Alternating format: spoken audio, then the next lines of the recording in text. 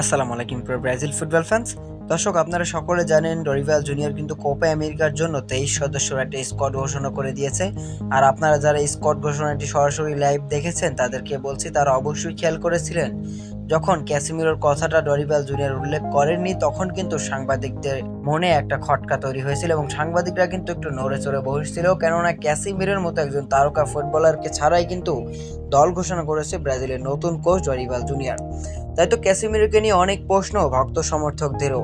বাংলাদেশের অনেক ব্রাজিলিয়ান সমর্থকদের একটাই প্রশ্ন যে কেন ক্যাসিমিরোকে জাতীয় দলে ডাকা হলো না, তার মতো একজন অভিজ্ঞ ডিফেন্সিভ মিডফিল্ডারকে কেন রাখা হলো না ব্রাজিলের স্কোয়াডে। মূলত আমিও আপনার পক্ষে ভাই, আমিও চাইতাম ক্যাসিমিরোকে কিন্তু ব্রাজিলের স্কোয়াডে রাখতে, কেননা গাব্রিয়েল মার্টিনেলি কিন্তু খুব ভালো ফর্মে নেই, তবুও তাকে দলে জায়গা দেওয়া হয়েছে। তবে ক্যাসিমিরোর মতো একজন গুরুত্বপূর্ণ খেলোয়াড়কে ছাড়াই কিন্তু ডরিভাল জুনিয়র স্কোয়াড ঘোষণা করে দিয়েছে।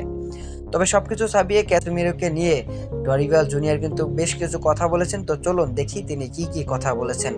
তিনি আমাদের সকলের কাছ থেকে সম্মান পাওয়ার যোগ্য। প্রায় 3 মাস আগে তার সাথে আমার কথা হয়েছিল।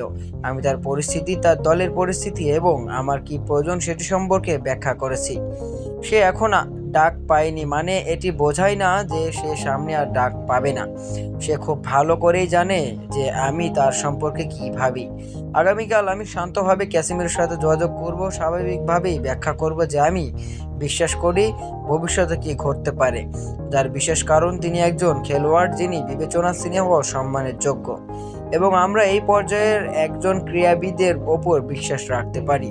মূলত ডরিভাল জুনিয়র স্পষ্টভাবে কিছু না বললেও কিন্তু এই কথাগুলোর মাধ্যমে বুঝিয়ে দিয়েছেন যে ক্যাসিমিরোকে তিনি স্কোয়াডে রাখেননি। এর মানে এই নয় যে ক্যাসিমিরো আর কখনোই ব্রাজিল জাতীয় দলে ডাক পাবে না।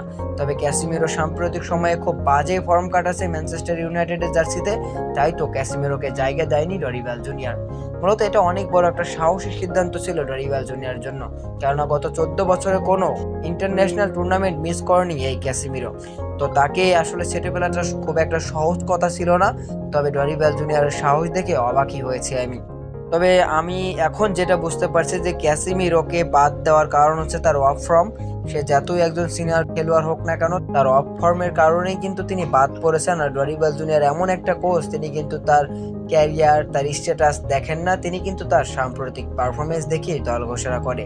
আর যেই কারণে কিন্তু জোয়া গোমেজ এবং ডগলাস লুইস তার থেকে কিন্তু অনেক বেশি এগিয়ে, সেজন্যই কিন্তু তারা ডাক পেয়েছে ক্যাসিমিরোর পরিবর্তে। তো দর্শক, ডরিভাল জুনিয়রের ক্যাসিমিরো সম্পর্কে এমন মন্তব্য আপনার কাছে কেমন লেগেছে অবশ্যই জানিয়ে দিতে পারেন আমাদের কমেন্ট বক্সে।